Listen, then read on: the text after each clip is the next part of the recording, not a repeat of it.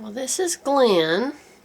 And I'm shooting this with my left hand because I'm trying to feed her. I had to wrap her up and do the cramming jam last night, but she's taking food much better this morning. Sort of. At least she's taking it. There we go. There's a good girl. There we go. And I've pre-moistened it so it goes down a little easier. Here we go. So, alright. The next milestone will be when she self-feeds. That means that she can see well. Her pupils are responding to light.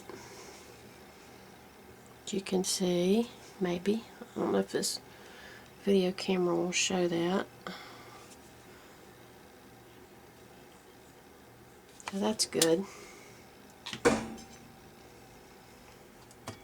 Alright, little girl. You can see how her wing on the left side droops a little bit, but there's no fracture, so I think maybe she's just banged up. I'm giving her the Metacam, and that not only is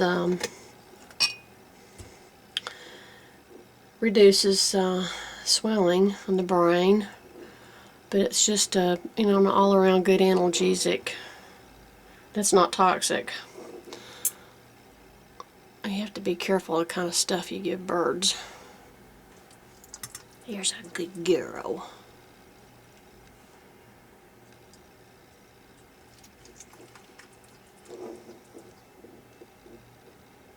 Just a little bit more. Whoops. There we go. And it helps having these cardiac forceps. So I'm not moving my hands so close to her face that startles them.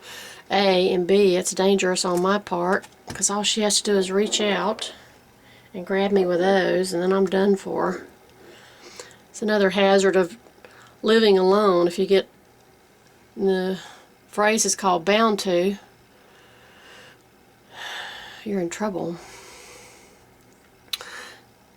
The toes are strong enough that they can bury the talons all the way up to the hilt. That part right there is the hilt. And it doesn't feel good.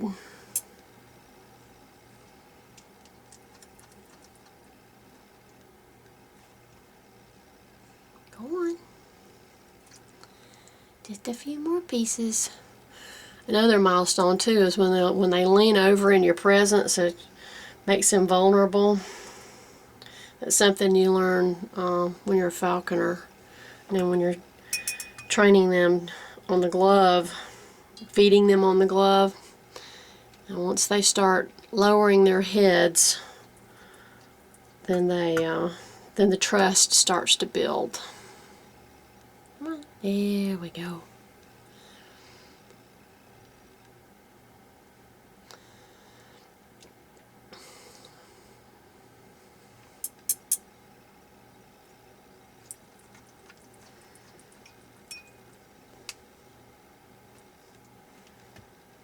Alright, one more piece and we'll be done with that mousie.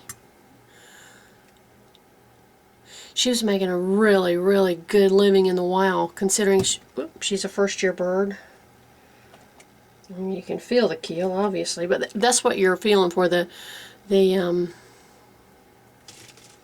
is the keel that runs along here. This is the part that you carve away on the turkey during Thanksgiving. But this is where the flight muscles attach. You would think the flight muscles would be on the wings, but if they were, then their center of gravity would be such that they couldn't get off the ground.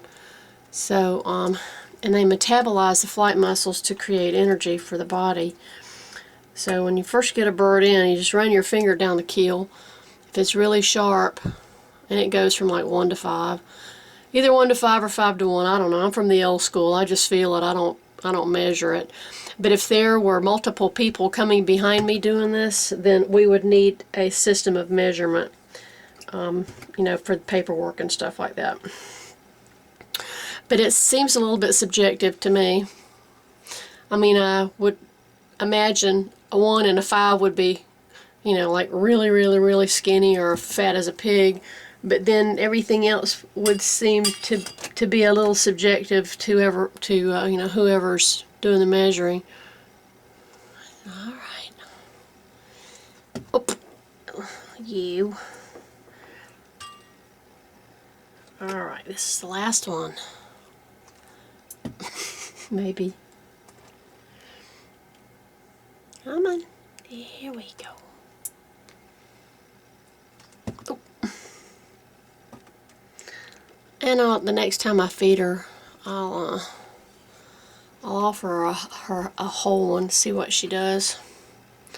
But yeah, you can see how she's kind of, she's not full on. She's kind of got her body shifted over the right foot. So I would imagine the impact was on the left side. But x-rays were negative, so we shall see.